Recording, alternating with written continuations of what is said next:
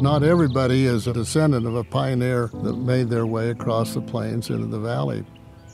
But all of us have forefathers, and regardless of our nation, our culture, where we lived, we all have pioneer heritage, and we ought to honor that pioneer heritage.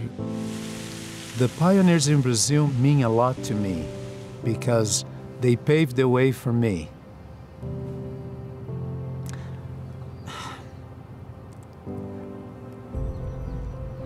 I am the recipient of the blessings that they, through their example, bless me. Sometimes we forget to look back. Sometimes we forget to remember. And yet we build upon all of the things that were done in the past and all of those wonderful people who sacrificed so much. The pioneer women were remarkable. You get reading and studying that history, and you start to study greatness. You study faith, trust, love of the Lord, connection to the Lord. Unexpected hardships were a day-to-day expectation. And as we look at the way they went forward with faith and courage, I don't know that it's unlike our day.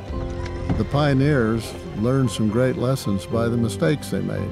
And that's true in everybody's life. Nobody is perfect. They weren't perfect. But that's the quest that all of us have. Though our circumstances are different, our environment is different, we share the same faith that they had. I said in one of my messages something like this: the joy we feel in our lives has little to do with the circumstances we face, but everything to do with our focus on Jesus Christ, because He is the source of all joy. We're doing the very same thing that the early pioneers did.